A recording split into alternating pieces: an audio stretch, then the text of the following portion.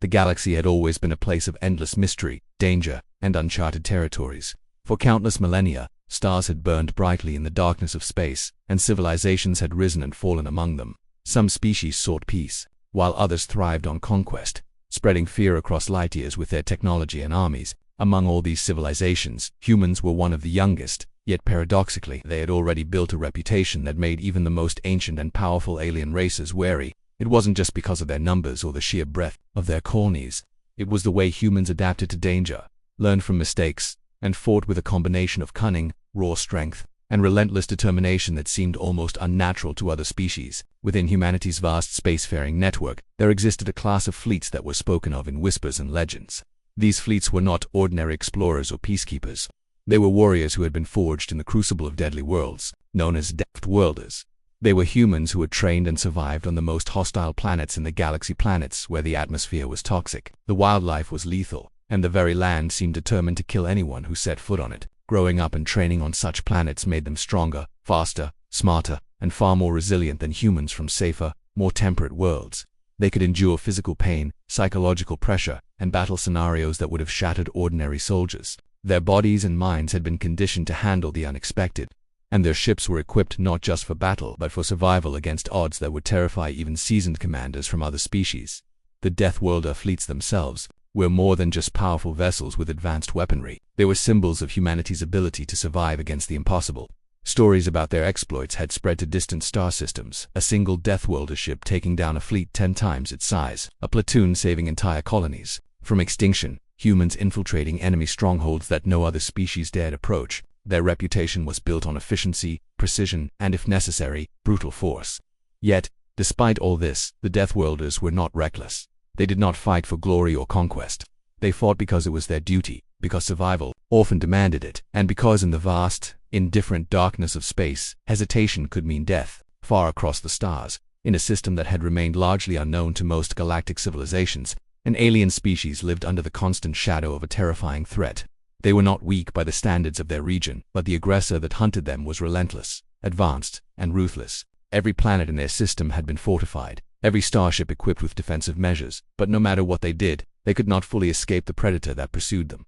Their homeworld had already suffered attacks, entire cities were lost, and countless lives had been claimed. Fear had become the atmosphere that surrounded them more than oxygen. The inhabitants were intelligent, technologically competent, and deeply resourceful, yet they were beginning to realize that intelligence and technology alone might not be enough. Survival required something extraordinary, something beyond their own capabilities. In this state of desperation, the alien species had made a decision. They had prepared to send a signal, a call for help that would reach beyond the usual boundaries of diplomacy and communication. It was a faint SOS, transmitted across light years, carrying a message of desperation, a plea to any civilization capable of intervening. This message was fragmented and urgent, barely coherent in places, as if composed by a species under immense stress. They didn't know who would receive it. They didn't know if anyone would respond. They only knew that if they remained silent, they and everything they had built would be lost. And so, with a mixture of hope and fear, they sent the message. Out into the galaxy, a tiny spark cast into a vast, dark ocean of stars. The humans who eventually intercepted this signal did so in the course of routine monitoring. The Deathworlder fleet was patrolling a region of space far from the main human colonies, a sector known for pirate activity, hostile wildlife planets, and sudden violent storms of charged particles. Their sensors were always active, scanning for anomalies, distress signals, or signs of intelligent activity. When the faint SOS appeared on their monitors, the initial reaction among the crew was skepticism. False alarms were common, signals were often distorted, corrupted, or deceptive. But there was something different about this one. The tone, the urgency, the pattern of the transmission, it was unmistakable. It was real, and it carried with it a weight that demanded attention. The fleet's command had a long-standing rule: investigate all genuine SOS transmissions. It wasn't just protocol, it was a matter of principle.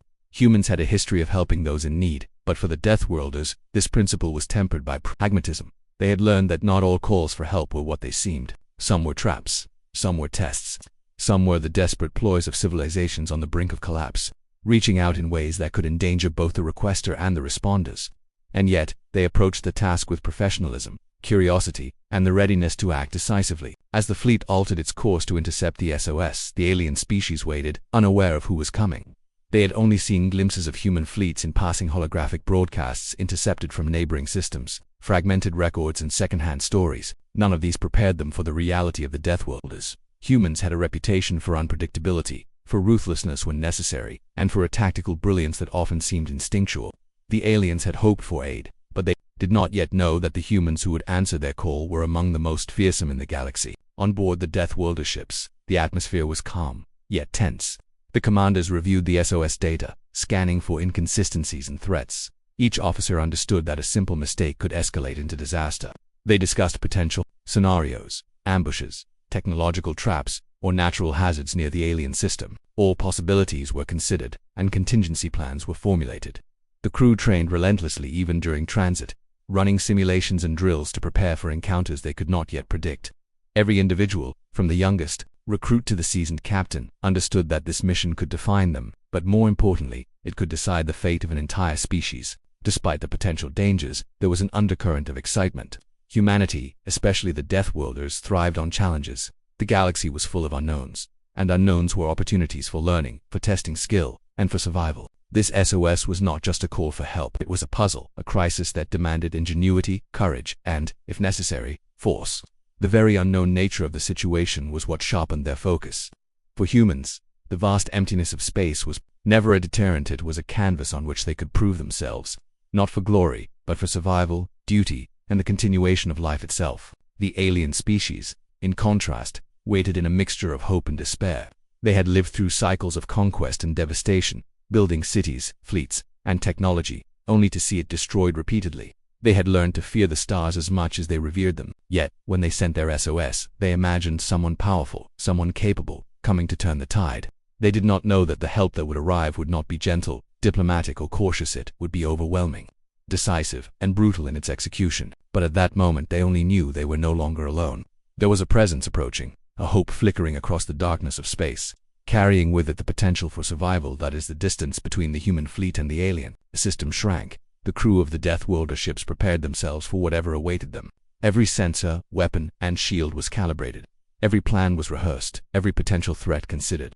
They did not yet know the full extent of the danger, nor did they know the fragility of the species they were about to encounter. But they understood the principle that had guided their kind for generations. The galaxy was a dangerous place, and only those who faced danger head-on could hope to survive it. And so, as stars streaked past their viewports and the alien SOS signal grew stronger, the stage was set. A young, desperate species had sent a call into the void, and humanity, the Deathworlders, had answered.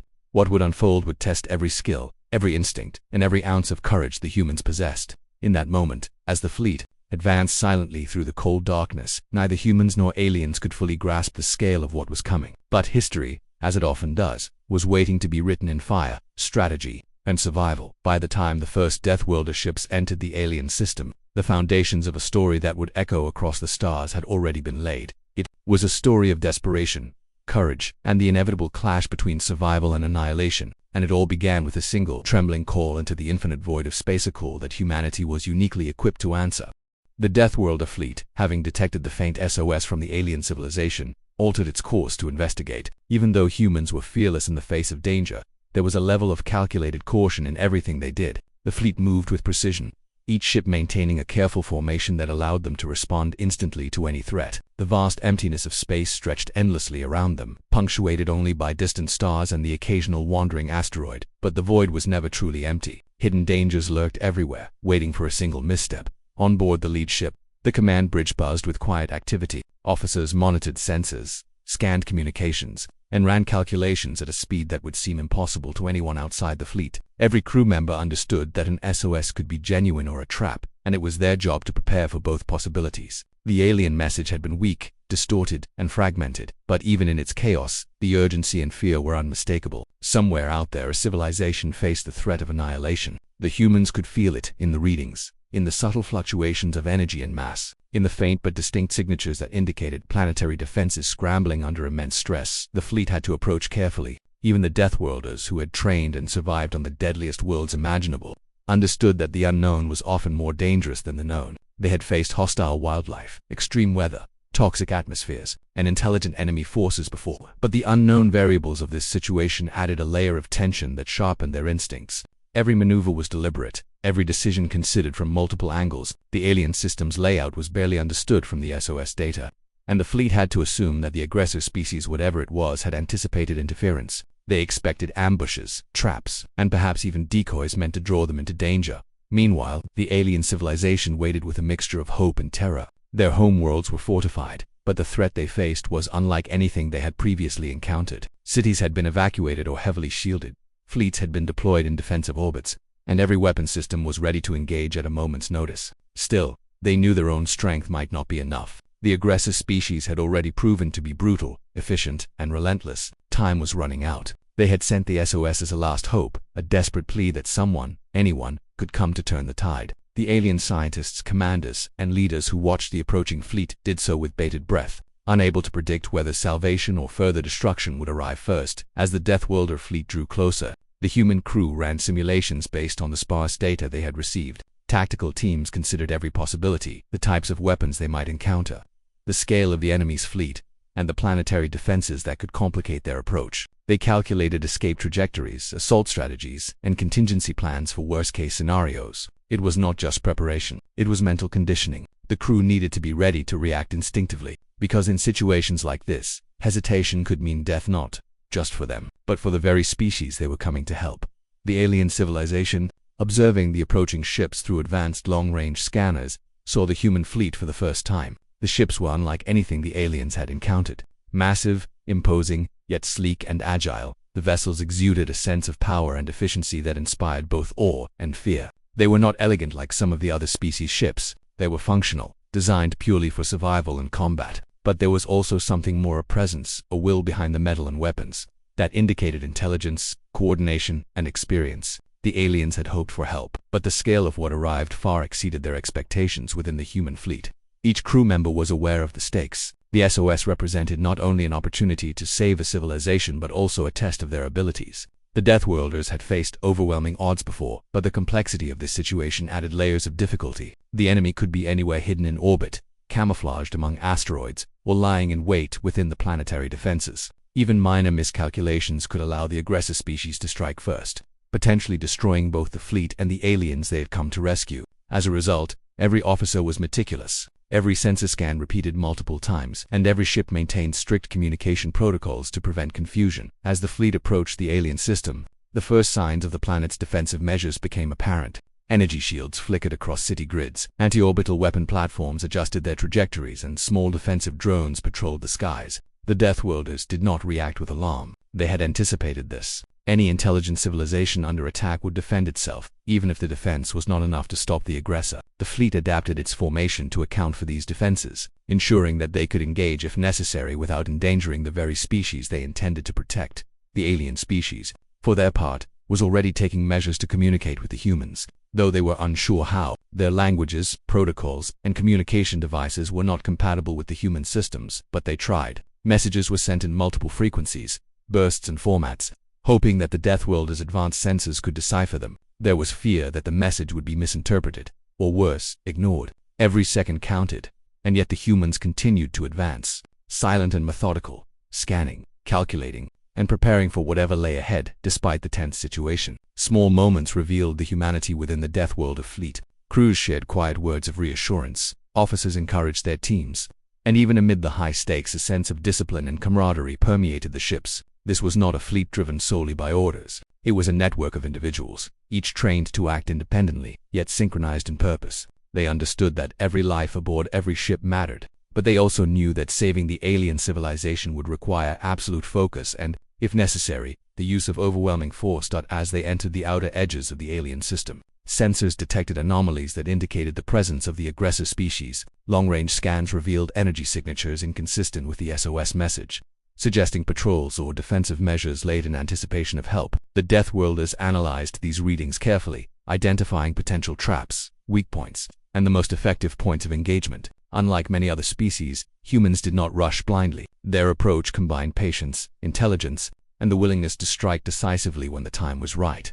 The alien population, confined to shelters or defensive positions, watched as the massive fleet drew nearer. Some had believed help might arrive, but none had imagined that it would be humans, and certainly not a fleet of death. Fear and hope intertwined, creating a tense atmosphere that permeated every city and outpost. Children were kept indoors, soldiers manned defensive stations, and scientists continued to monitor the fleet's approach, hoping to understand whether these newcomers were allies or a new threat. On board the human ships, The crew began the final stage of preparation. Weapons were tested, shields calibrated, and communication channels secured. The Deathworlders ran simulations one last time, rehearsing potential scenarios.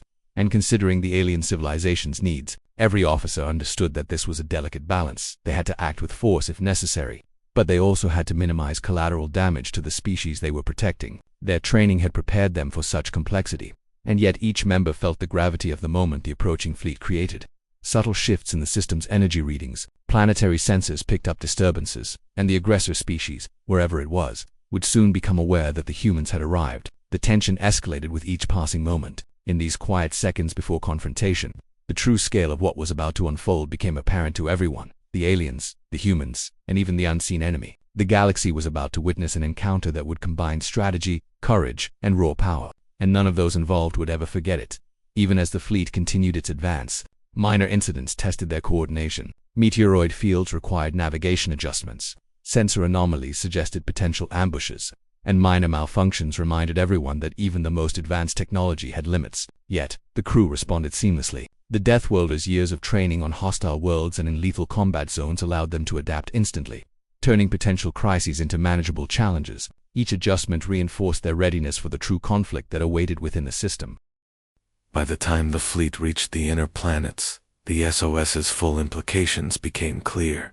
The alien civilization was on the brink of total annihilation.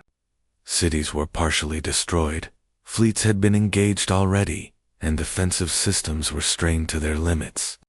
The Deathworlders now had a visual confirmation of the desperation they had sensed from the signal.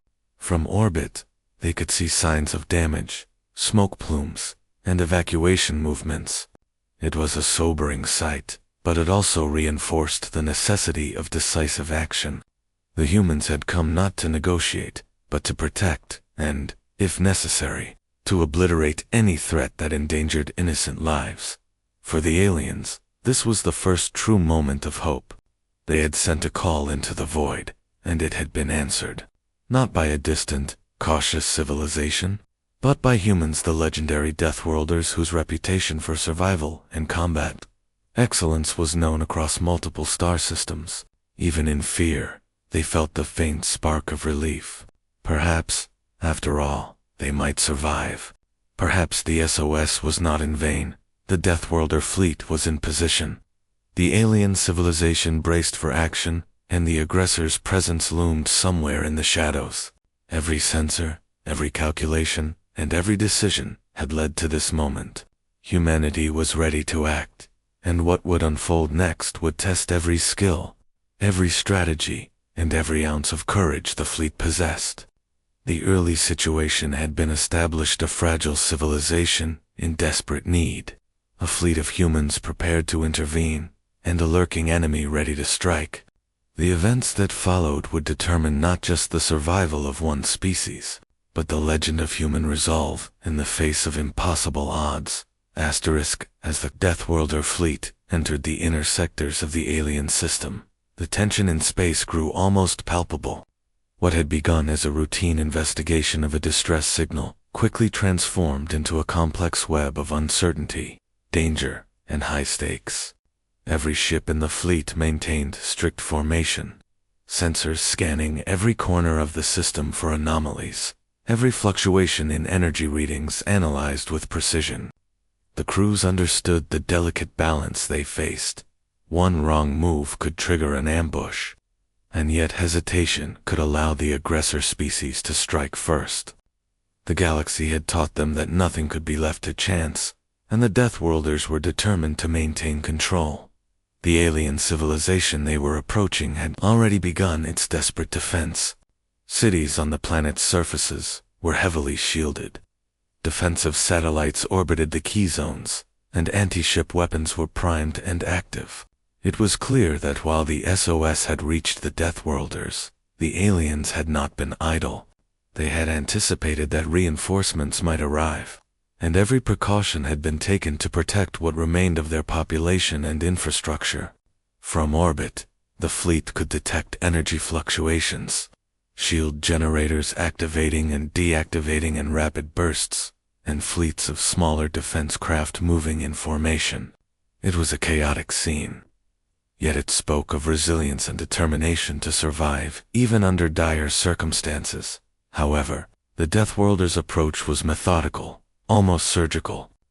They had trained for scenarios exactly like this, where unknown variables posed as much threat as the enemies themselves.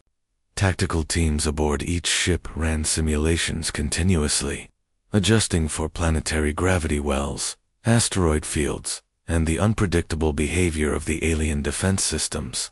Unlike ordinary fleets, the Deathworlders combined raw firepower with careful analysis. Their advantage was not just their technology, but their ability to anticipate and react to threats in ways that seemed almost instinctive. Every crew member, from the youngest recruit to the seasoned captain, understood that the success of the mission depended on their ability to think ahead, to read the battlefield, and to act decisively, without hesitation. The aggressor species, however, had anticipated interference. Somewhere in the system, hidden among asteroids and behind energy signatures designed to mislead sensors, were forces lying in wait.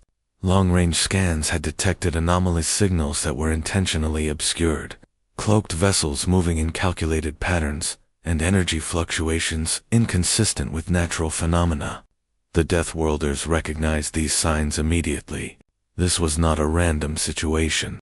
It was a trap, or at least a carefully prepared engagement designed to test any reinforcements. The crew prepared for the worst, knowing that the aggressor species was experienced, ruthless, and likely to strike with precision and surprise. The first signs of conflict appeared as smaller skirmishes in the outer orbits. The enemy deployed fast attack craft, attempting to probe the Deathworlder formation and gauge their strength. Missiles streaked across space, energy beams cut through empty voids, and electronic interference briefly jammed communication channels. Yet, the humans remained composed. Defensive measures were deployed immediately. Energy shields flared to life. Countermeasures intercepted missiles mid-flight, and electronic warfare systems neutralized the interference. Every member of the fleet was performing their role flawlessly, the result of years of intense training on hostile worlds, where mistakes meant instant death. Meanwhile, the alien civilization watched in awe and fear. They had hoped for help, but what they saw was something beyond their comprehension. The humans did not react like any ally or military force they had ever encountered. Every attack was met with precision, every maneuver calculated, and yet every action displayed a ruthless efficiency that suggested power beyond their imagination. For the aliens, this was both reassuring and terrifying. They were being saved, but by beings whose capabilities were almost overwhelming. The presence of the Deathworlder fleet alone began to shift the balance of power in the system. The conflict escalated quickly. The aggressor species, recognizing that their initial probes were being countered effectively, launched larger forces. Capital ships emerged from hiding, their armor thick and weaponry advanced. Massive energy cannons and torpedo arrays targeted the fleet with deadly precision. Space trembled with the force of explosions as ships exchanged volleys of fire, each strike calculated to inflict maximum damage. Yet the Deathworlders had anticipated this escalation. Shields were strengthened, counterattacks planned, and tactical drones deployed to scout and intercept incoming assaults. The battle became a test of not only firepower but strategy, coordination, and resilience within the fleet. Commanders coordinated continuously, issuing orders that were executed instantly by highly trained crews. Each ship acted both independently and as part of a larger system, moving in patterns designed to maximize firepower while minimizing exposure to enemy weapons. Sensors scanned constantly, predicting the trajectory of enemy missiles, the speed of approaching vessels, and even the likely next moves of the aggressor forces. The Deathworlders were not just fighting. They were orchestrating a symphony of destruction and defense. Every move precise, every action deliberate. The aliens, confined to their shelters and defensive positions, could see the results of this strategy unfold. Enemy ships that had seemed invincible were being disabled with terrifying efficiency. Weapons that could have destroyed entire cities were neutralized before they could reach their targets. The aliens began to grasp the extent of the humans' capabilities. This was not just a fleet, it was a force of unparalleled tactical skill, operating with a precision that seemed almost superhuman. The Deathworlder's reputation, long whispered across star systems, was fully justified. As the battle raged, the Deathworlders began targeting key positions of the aggressor species. They identified command ships, supply vessels, and energy nodes that, if destroyed, would cripple the enemy's ability to fight. Attacks were executed with speed and precision, avoiding unnecessary collateral damage to the alien civilization. Yet, the force applied was overwhelming. Even the enemy's most advanced shields could not withstand the concentrated power of the Deathworlder's assault. Explosions erupted across space as critical targets were obliterated, and the aggressor species began to retreat. Recognizing that the humans were a force beyond their reckoning, despite their advantage, the humans remained vigilant. They understood that even a single undetected vessel could change the outcome of the engagement. Sensors were recalibrated continuously. Reconnaissance drones launched into potentially dangerous areas, and every crew member maintained peak focus. There was no room for error. The aggressor species was desperate, dangerous, and capable of extreme measures, and the Deathworlders were determined to prevent any surprise that could harm the aliens they had come to protect. Amidst the chaos, smaller skirmishes continued across the system. Enemy craft attempted evasive maneuvers, but the Deathworlders adapted instantly. Coordinated attacks from multiple angles, precision strikes against vulnerable points, and the use of advanced electronic warfare ensured that the humans maintained control of the battlefield. The aggressor species realized too late that the humans were not just another fleet. They were a force capable of thinking 10 steps ahead, anticipating every move, and responding faster than any conventional species could manage. The alien population watched as the tide of battle shifted. Where before their world had been on the brink of destruction, they now saw hope taking shape.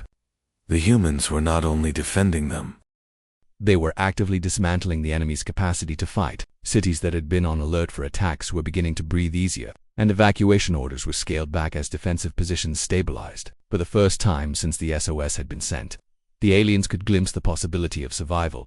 However, the rising conflict was far from over. The aggressor species regrouped in hidden positions, preparing for a counteroffensive. Their capital ships repaired damage rapidly. Reinforcements were called in from surrounding sectors, and specialized strike teams were deployed to disrupt the humans' coordination. Yet, the Deathworlders anticipated these moves. Tactical data from ongoing skirmishes was analyzed instantly, allowing the fleet to adapt and counter every maneuver before it became a significant threat. This adaptability created a cycle of engagement in which the humans always remained one step ahead, forcing the enemy into reactive positions. Even in the heat of battle, the humans maintained a sense of purpose. Unlike the aggressor species, whose primary goal was destruction, the Deathworlders operated with a clear objective: protect the alien civilization and neutralize threats efficiently. This focus allowed them to conserve resources, minimize unnecessary damage, and maintain operational effectiveness across the fleet. Every decision was weighed carefully, every strike executed with maximum impact and minimal waste. The combination of raw firepower and disciplined strategy made the Deathworlders an almost unstoppable force in this conflict. As the engagement continued, the scale of destruction inflicted upon the aggressor species became apparent. Entire fleets were neutralized, command structures disrupted, and critical supply lines destroyed. The enemy was not just losing the battle, they were being systematically dismantled. Yet, the humans showed no signs of overconfidence. Their vigilance remained absolute. Sensors scanned constantly, and contingency plans were updated in real time to account for any unexpected developments. In this way, the Deathworlders ensured that their success was not temporary, but decisive. The aliens, witnessing this display, began to understand a fundamental truth about their new allies. Humans, particularly the Deathworlders, were unlike any other species in the galaxy. They did not merely fight, they analyzed, adapted, and executed with precision that seemed almost preternatural. This was not chaos, it was controlled, focused, and ruthless in its effectiveness. For the first time, the alien civilization began to believe that survival was not only possible but probable, thanks to the presence of these extraordinary humans. The rising conflict, which had begun with skirmishes and small-scale probes, had transformed into a full-scale battle across multiple orbits and sectors of the alien system. The humans maintained initiative at every turn, forcing the aggressor species into defensive positions and gradually eroding their capacity to wage war. Every victory, every neutralized threat, reinforced the fleet's control and demoralized the enemy. Yet, the Deathworlders never allowed themselves to become complacent. Each encounter was treated with the same intensity, each target analyzed for maximum strategic impact, ensuring that the fleet remained the dominant force in the system. Even as the enemy struggled, minor threats persisted. Automated defenses, hidden strike teams, and the remnants of the aggressor fleet attempted to disrupt operations. The humans responded with relentless efficiency, neutralizing threats before they could escalate. Tactical drones scouted ahead, electronic warfare systems jammed enemy communications, and coordinated strikes eliminated hidden dangers. The Deathworlders' reputation for precision and adaptability was fully realized in these moments, as they managed to maintain the upper hand across a complex and fluid battlefield. As the phase of rising conflict progressed, it became clear that the aggressor species was being outmatched not only in firepower but in strategy. Every move they attempted was anticipated and countered, their advantages nullified by the humans' superior tactics and coordination. The Deathworlders' ability to adapt, combined with their willingness to apply decisive force, ensured that the conflict consistently swung in their favor. The aliens, watching from below, felt a mixture of relief and awe, understanding that their survival now depended entirely on the humans' continued dominance. The system was a complex theater of war, yet the humans maintained clear control. Skirmishes continued, but the aggressor species was on the defensive, retreating and reacting rather than initiating. The rising conflict had achieved its purpose. It had revealed the scale of the threat, tested the humans' coordination, and demonstrated the extraordinary capabilities of the Deathworlder fleet. The stage was now set for the ultimate confrontation, as the enemy prepared for a desperate strike that would determine the fate of the alien civilization. The battle in the alien system had escalated to a level that even the most seasoned members of the Deathworlder fleet could not have anticipated. Every ship in the fleet was now fully engaged, energy shields glowing under the constant onslaught of enemy fire, while weapons systems fired in precise bursts, aimed at neutralizing the aggressor species as quickly and efficiently as possible. The space itself seemed to tremble with the immense energy released from explosions, collisions, and the firing of enormous weaponry. The inner planets of the system, once quiet and relatively undisturbed, now bore the scars of prolonged bombardment, and the alien civilization watched from their shelters, anxiously monitoring every movement of the human fleet. The aggressor species, realizing that their initial attempts to repel the Deathworlders had failed, escalated their tactics dramatically. They concentrated their forces into massive, coordinated attacks, attempting to overwhelm the fleet through sheer numbers and firepower. Capital ships bristled with weapons, missile volleys lit up space like deadly fireworks, and energy beams carved through the void with terrifying precision. Yet, despite the scale of the assault, the humans remained calm, coordinated, and relentless. Every attack was countered with precision shields, interception drones, and devastating return fire, designed to dismantle the enemy without wasting time or resources. The breaking point of the conflict was approaching, and the tension within the fleet reached an almost unbearable level. Even the seasoned commanders felt the weight of responsibility. One mistake, one miscalculation, could turn the tide against them. Crew members worked tirelessly at their stations, monitoring enemy positions, calculating trajectories, and ensuring that all systems operated at peak efficiency. The Deathworlders had been trained for situations exactly like this, but the scale and intensity of the battle tested every skill,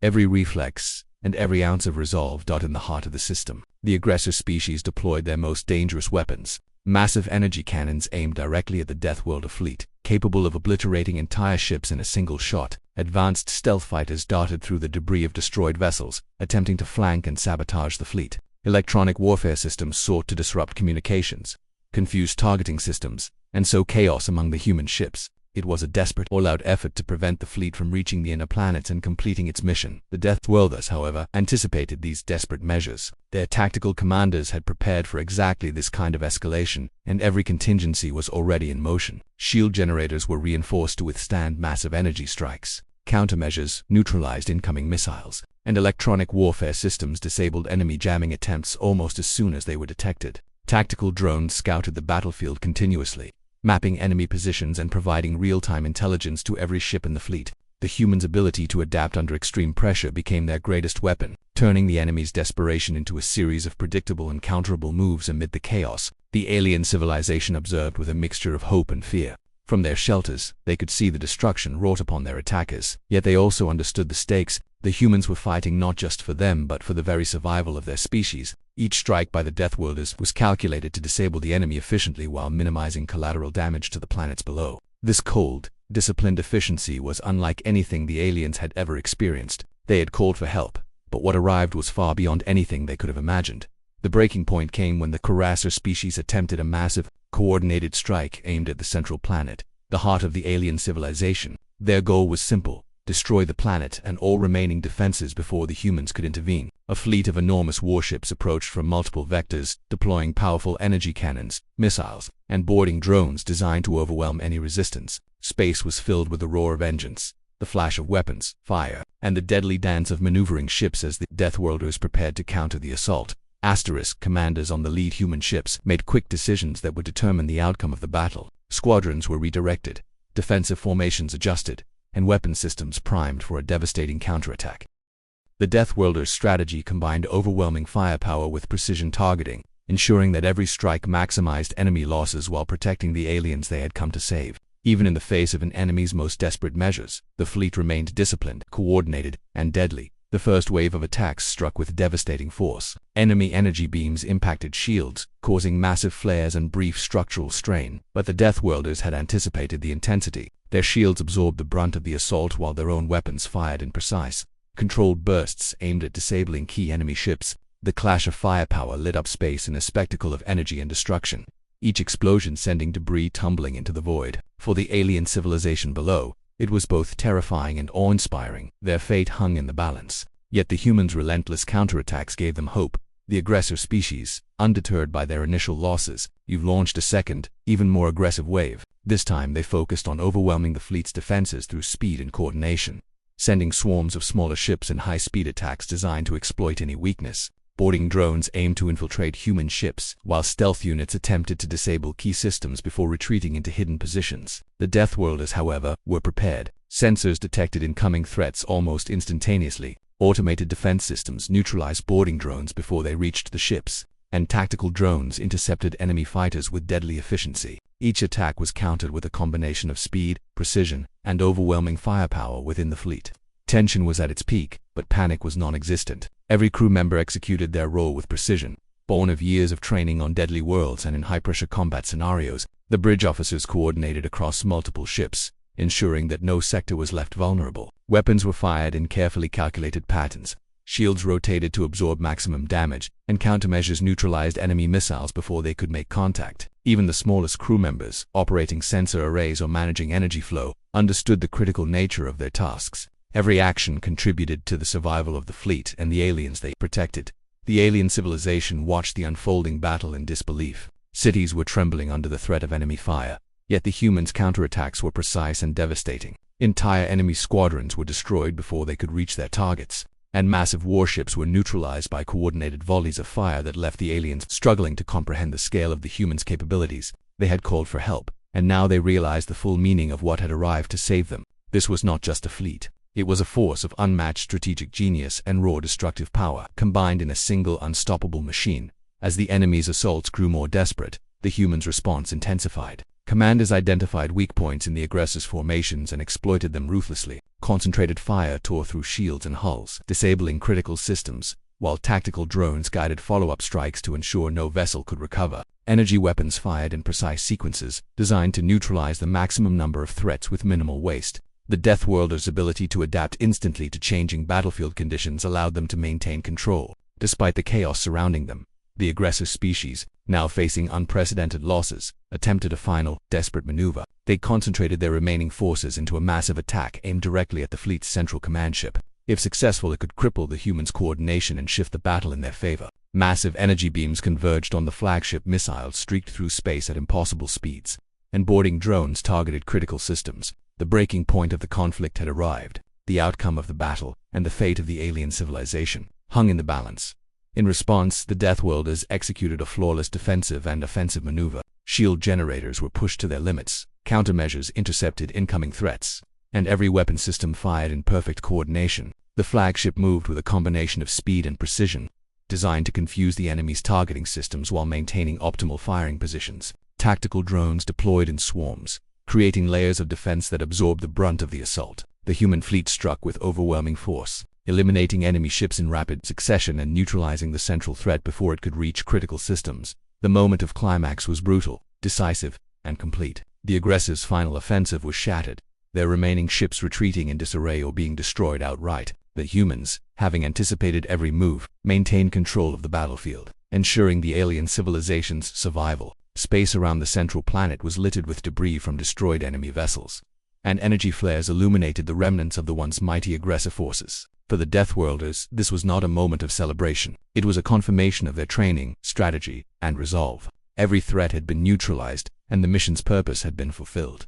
The alien civilization, witnessing the end of the final assault, experienced a mixture of relief, awe, and overwhelming gratitude. Their cities were safe, their population preserved, and the aggressor species had been decisively defeated. The humans had not just intervened, they had destroyed the enemy's capacity to threaten the system ever again. For the aliens, this was beyond what they had imagined when they sent their SOS. They had called for help, but the reality of what arrived was nothing short of extraordinary. As the immediate battle subsided, the human fleet remained vigilant, scanning for hidden threats and ensuring that the system was fully secure. They understood that even after the breaking point had been reached, remnants of the aggressor species might attempt guerrilla attacks, sabotage, or infiltration. Defensive measures were maintained, patrols organized, and reconnaissance continued. The humans' focus was unwavering. Their mission was complete only when the alien civilization was genuinely safe. It became clear that the Deathworlders had not only survived the most intense and complex engagement they had faced, but had also demonstrated the full extent of their capabilities. The aggressor species was defeated, the alien civilization saved, and the stage was set for the next phase: stabilization, recovery, and reflection. The breaking point had been reached and overcome, marking a turning point in the battle that would be remembered across the galaxy as a testament to human resolve, strategy, and unparalleled combat efficiency. The battle had reached its peak, and now, after the intense breaking point, the galaxy seemed to hold its breath. The Deathworlder fleet, having decisively neutralized the aggressor species, began the meticulous work of transitioning from combat operations to system stabilization. While the immediate threat had been eliminated, the aftermath of the fight was still complex, requiring careful attention to ensure the alien civilization could recover fully and safely. Space was littered with debris, the remnants of destroyed enemy ships scattered across orbital paths, and the planets themselves bore the scars of bombardments and defensive maneuvers. It was a scene of both devastation and triumph, a testament to the human fleet's overwhelming effectiveness. The first task for the humans was to secure the planets and ensure that any lingering threats were neutralized. Tactical drones scoured the orbital debris fields, seeking out active weapons, automated mines, or remaining enemy ships that could still pose a risk. Even small, overlooked threats could cause massive destruction if left unchecked, and the Deathworlders had learned through countless campaigns that complacency was the enemy of survival. Each drone moved with precision, scanning energy signatures and providing real-time updates to the fleet's command centers. Every system was methodically cleared, leaving no room for surprises. Within the alien civilization, a cautious optimism began to spread. Citizens emerged from shelters, cautiously surveying the skies as the human fleet maintained a protective presence. While the battle had been terrifying, it had also been a revelation. These humans were unlike any species they had encountered: disciplined, powerful, and ruthless when necessary, yet careful to preserve life when it mattered most. The awe inspired by the Deathworlders was mixed with gratitude. Their intervention had not only saved cities and fleets but had prevented the complete annihilation of the civilization itself. The aliens began tentative efforts to resume basic functions, assessing damage, repairing critical infrastructure, and coordinating with human liaisons to establish safe zones and supply lines.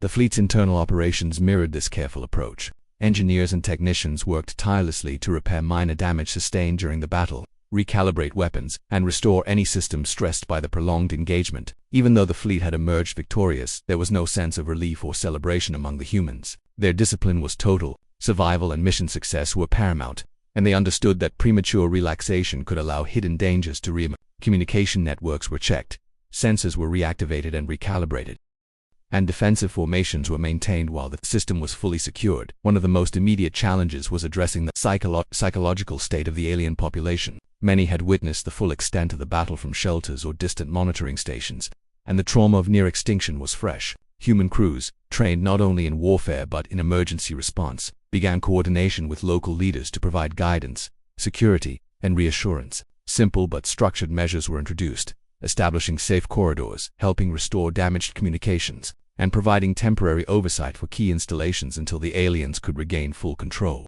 The Deathworlder's approach was methodical, combining compassion with efficiency to ensure that the alien civilization could begin rebuilding without further risk. As repairs and recovery continued, the Deathworlders turned their attention to the remaining remnants of the aggressor forces. While most had been destroyed or driven into retreat, some pockets of enemy activity persisted. These isolated groups posed less of a strategic threat but still had the potential to inflict localized damage. The fleet dispatched specialized teams to locate and neutralize these threats, using precision strikes and coordinated maneuvers to avoid unnecessary damage to planets or settlements. The goal was clear: ensure that the aggressor species could never regroup to threaten this system again. Every move was measured, every action deliberate, reflecting the humans' deep understanding of both combat and the need for long-term stability. While operations in space continued, the Deathworlders also began working closely with the alien leadership to share knowledge and improve defensive capabilities. They conducted briefings on early warning systems, orbital defense strategies, and fleet coordination, emphasizing both immediate security and long-term sustainability. The aliens absorbed this knowledge with awe, realizing that their survival now depended not only on human assistance but also on their ability to implement what they had learned. The Deathworlders' presence was both protective and educational, a dual role that ensured the civilization could begin to stand on its own once the fleet eventually departed. The process of system stabilization also involved addressing critical resource shortages caused by the prolonged conflict. Supply lines had been disrupted, essential energy grids were damaged, and key infrastructure required immediate repair. Human crews coordinated logistics, delivering supplies where they were most needed and advising local engineers on how to maximize efficiency. Temporary energy grids were established, emergency repair teams deployed, and communication networks restored. These efforts required coordination across multiple planets and orbital stations, demonstrating the Deathworlders' ability to operate not only as a fighting force but as an organization capable of rapid, large-scale logistical operations. Small acts of cooperation began to form the foundations of a stronger relationship between humans and the alien civilization. Civilians were gradually allowed to assist in recovery operations, under supervision, to restore a sense of agency and normalcy. Human personnel guided them through processes such as stabilizing energy reactors, repairing critical transport infrastructure, and securing communication hubs. The aliens were quick learners, absorbing techniques and procedures that would help ensure their own resilience in the future. This interaction was subtle but profound. It built trust, instilled confidence, and reinforced the perception of humans as both protectors and teachers. Even as stabilization efforts progressed, the Deathworlders remained vigilant against potential threats from beyond the system. Long-range scans were extended, looking for signs of reinforcements from the aggressor species or other opportunistic civilizations that might exploit the weakened system. Patrols were maintained along key orbital paths, and defensive protocols remained active, ensuring that the system could respond instantly to any new threat. The humans' philosophy was clear: security was not a temporary state. It was a continuous effort that required foresight, discipline, and readiness at all times. The alien leadership, now actively coordinating with human commanders, began to understand the depth of the intervention. While they had initially called for help in desperation, they now realized that their survival was the product of strategic genius, tactical efficiency, and uncompromising discipline. The Deathworlders had not merely responded to an SOS, they had reconstructed the balance of power in the system, eliminated threats decisively, and provided the knowledge and tools for long-term defense. For the aliens, this was transformative. Their civilization would no longer exist in a state of constant fear.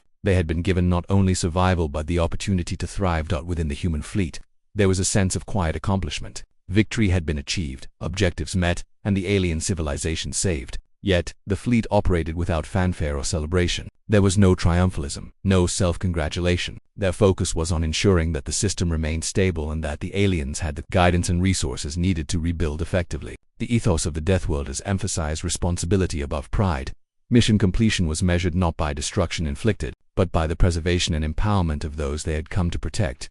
As days passed, the alien population began to emerge more fully from their shelters, cautiously reclaiming their cities and orbital installations. The visible presence of the Deathworlder fleet provided reassurance against both lingering fears and potential opportunistic attacks.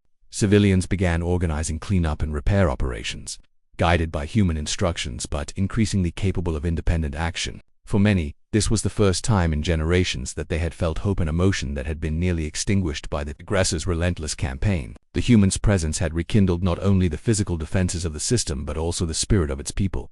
The human commanders also oversaw a thorough assessment of the planetary defenses, identifying areas of weakness and recommending enhancements. Strategic placements for energy shields, orbital weapon arrays, and rapid response patrols were implemented. Alien engineers and military personnel participated actively, learning techniques and strategies that would dramatically improve their ability to defend against future threats. This process of knowledge transfer ensured that the civilization would not remain dependent on external aid indefinitely. The Deathworlders were leaving behind more than protection. They were leaving behind resilience. Communication systems, which had been damaged during the conflict, were fully restored under the guidance of human technicians. Secure channels were established, allowing rapid transmission of orders, warnings, and data between planets and orbital stations. Emergency protocols were implemented, giving the alien civilization the ability to respond immediately to potential threats without waiting for external assistance. These measures created a networked defensive capability that far exceeded what the aliens had previously possessed, effectively transforming their survival strategy from reactive to proactive.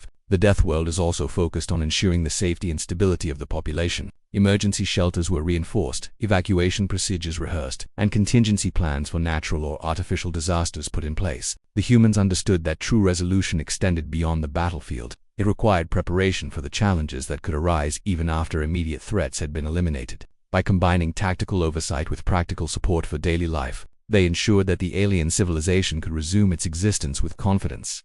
The final stages of the resolution involved removing the remaining debris from space, neutralizing lingering energy anomalies, and deactivating enemy technology that could pose a hazard if left unattended. The Deathworlders conducted these operations with meticulous care, ensuring that nothing dangerous remained in orbit or on planetary surfaces. Each step was coordinated with alien teams to ensure knowledge transfer, giving them the ability to manage similar situations independently in the future. This process was slow and deliberate, but it reinforced the humans' commitment to thoroughness, efficiency, and long-term stability. With these operations complete, the system finally entered a state of calm. The alien civilization had survived, its people were safe, and their infrastructure was on a path to recovery. The Deathworlders had fulfilled their mission with precision and discipline, having neutralized threats, provided guidance, and equipped the civilization for future challenges. What began as a desperate SOS had been transformed into a story of survival, strategy, and human determination. The resolution was not just about ending the immediate conflict, it was about ensuring the continuation of life, civilization, and hope. In the aftermath of the battle and stabilization, the aliens formally acknowledged the humans' efforts. They understood the scale of what had been accomplished. A single SOS had triggered the intervention of a fleet, capable of rewriting the balance of power in the system, saving their civilization from near-certain annihilation.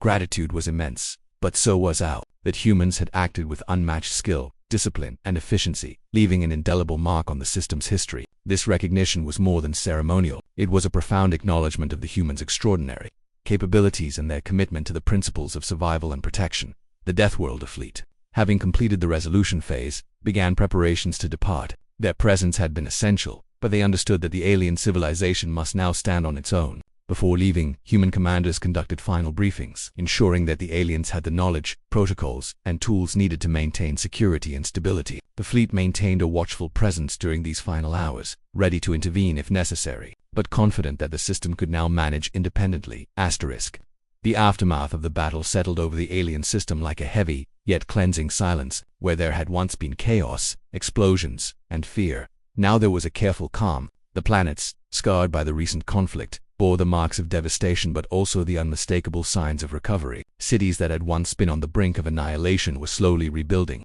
Energy grids flickered back to life, and orbital installations hummed steadily as power systems came online. From the surface, the alien population watched the Deathworlder fleet maintaining a protective presence, and for the first time in generations, they felt a real sense of security. The SOS that had once been a cry of desperation had led to something far beyond what anyone could have imagined.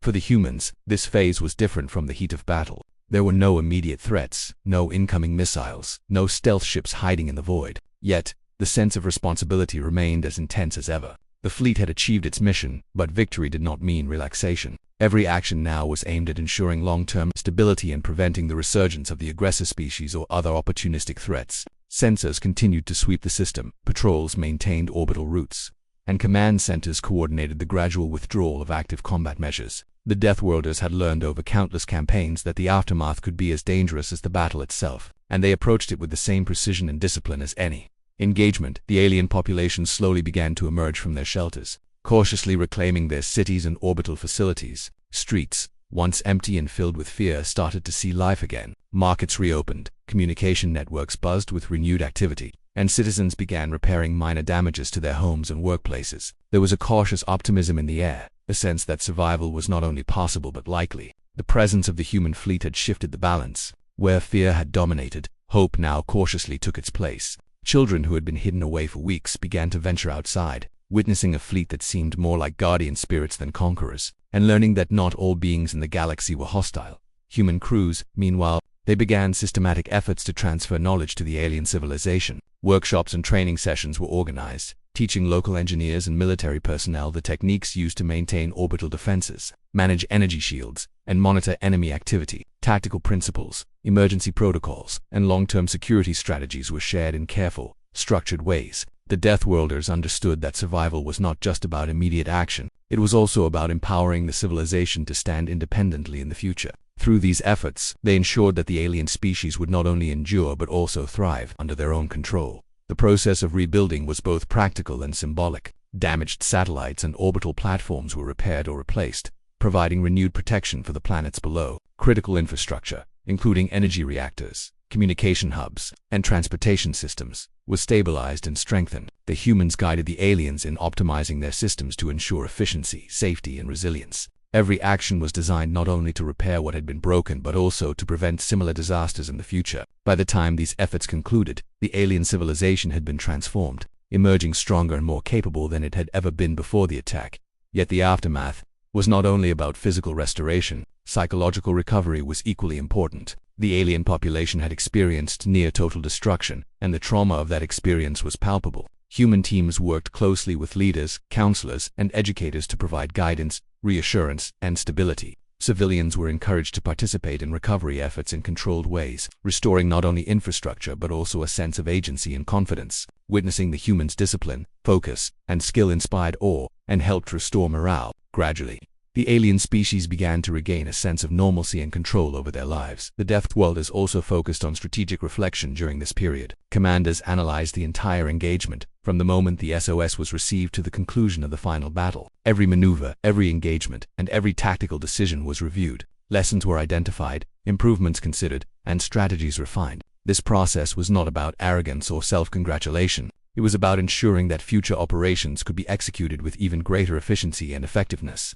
Every member of the fleet participated, and the cumulative knowledge gained from this engagement would influence their training, tactics, and preparation for years to come. For the alien leadership, reflection was of a different kind. They had seen the limits of their own civilization and the extraordinary capabilities of the humans who had intervened. Gratitude was immense, but so was awe. They realized that without the intervention of the Deathworlders, their civilization would have been annihilated, their cities destroyed, and their people likely enslaved or exterminated. This realization created a profound respect for the humans, and a recognition that alliances, even temporary ones, could be decisive in the survival of a species. The SOS had not just saved lives, it had forged a connection, however fleeting, between two civilizations separated by vast distances but united in a shared goal, survival. As recovery continued, minor threats were still monitored. There were pockets of rogue activity from the defeated aggressor species, isolated incidents that could have caused harm if left unchecked. The Deathworlders responded with targeted precision, neutralizing these threats quickly and efficiently. Every remaining danger was eliminated without delay, ensuring that the system could truly enter a state of peace. The humans' commitment to absolute control over the aftermath underscored their dedication to the mission. Nothing was left to chance. No threat ignored, no mistake left uncorrected. The alien population, watching these final operations, began to grasp the magnitude of what had occurred. Their civilization had been on the brink of extinction, yet now it was not only safe but empowered. The lessons imparted by the humans about defense, coordination, and strategic thinking would serve them well into the future. Entire generations would remember this moment, the day when beings from across the stars arrived in response to a desperate plea and turned certain destruction into survival and opportunity. Stories, memorials, and teachings would be created to commemorate the intervention and the skill, discipline, and bravery of the Deathworlders.